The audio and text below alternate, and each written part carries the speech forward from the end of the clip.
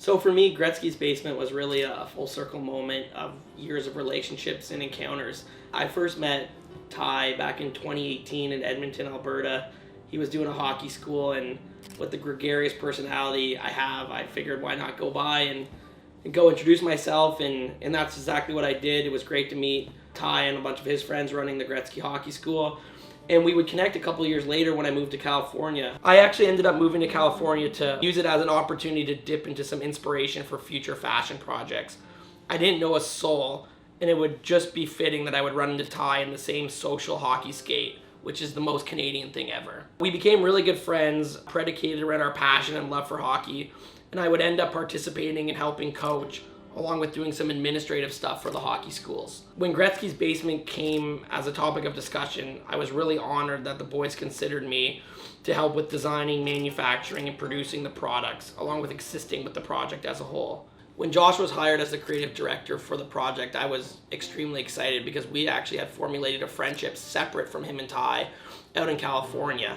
As I said, I had moved there, I didn't know anyone, so I joined a bunch of hockey leagues, and Josh was actually my first line mate in roller hockey, an outdoor event at Mar Vista, which was one of the coolest spectacles I've ever seen. Just all American guys, very Mighty Duck-esque, wearing shorts, some wearing pants, some wearing shin pads, some wearing helmets, in this outdoor roller hockey league. And I was lucky enough that Josh was just assigned on my team, and we became line mates. And one thing we really shared was our creativity for clothing. Josh was a really talented photographer. He did a bunch of stuff with OVO. He actually shot the Wayne Gretzky and Ty Domi segments.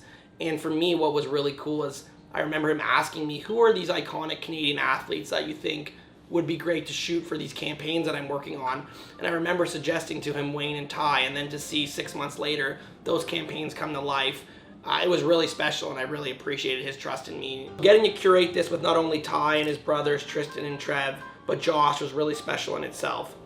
There were so many people behind the scenes, from our boy Aziz to Ethan Werrick to Bane Pettinger and to Jeff Jacobson, someone I had really hoped to meet and got to spend a lot of time with. So those relationships were really special to build on. Spit and Chicklets guys were incredible. They really helped us throw an amazing event, help boost up attendees, and really create a buzz around the event that younger generations would want to come see them, while older generations wanted to come see the Wayne Gretzky things, and the worlds would just intersect and everybody would leave happy they got to see a different side of something they didn't expect. They were super kind to all the kids, fans, and it was great getting to know all them, from Colby to Merles to Grinelli to Fish, etc. We had a lot of cool people come up to the event, from Wayne to Gary Roberts, from Peter Mansbridge to PK Subban, from Sarah Nurse to Cuba Gooding Jr., and everyone in between. It's really unique to see the people that Wayne touch and just the admiration and appreciation for all the records and things he's done in the hockey world. One of the most fun nights during our time at the All-Star Game was when we laced up our skates on the ODR, and I had a bunch of my hometown friends join. Ty had a bunch of his friends that were helping with the event. We had, people that were just at the public skate. It was just so unique to get everyone out skating, enjoying the pond, kind of getting back to our roots. A friend of ours, Johnny Lazarus, who writes for the Rangers, he got to come out, and him and Ty were having a conversation, both growing up in the US. Basketball was the sport that really united people. They would go to the courts, play ball. That's kind of how people got together. Whereas here in Canada, we're out there on the ice, hitting the crossbar, playing, last touch. It was really unique and a really cool experience. Ty even ended up rocking his dad's iconic Nike skates, which is probably the coolest thing I've ever seen. It was so cool to be a part of that. When Ty hit me up to do the merch, it was a pretty quick turnaround. Things were coming together fairly quickly, so I really leaned on a lot of inspiration in the hockey world to come up with some unique designs and styles. Everything from hoodies to sweatpants, from hats, toques, to quarter zips, really trying to incorporate styles that were in trend. And obviously the demand spoke for itself. It was really special to see everybody so excited about the items. Two of my favorite items were the starter-inspired sideline jackets, which I'm actually rolling out for B Clutch this fall for all my university, CHL, and corporate partners. For the jacket, we were inspired by the 98-99 North American versus World All-Star format, in which Wayne was obviously a star of the game. It was really, really cool. And for our secondary jacket, we did a Campbell versus Wales inspired jacket from 1985, which sold out within 24 hours. I think for me, it's really special feeling to know that people believe in me and trust in my vision for their schools, universities, teams is a really special feeling, and I don't take it lightly. I put a lot of effort into the Pantones, the colors, the print sizes, and just the attention to detail that every customer deserves. And I think it was reciprocated really well by my peers at the event, and the items sold really well. We sold out of a couple fairly fast, and it was just a really full circle moment for me.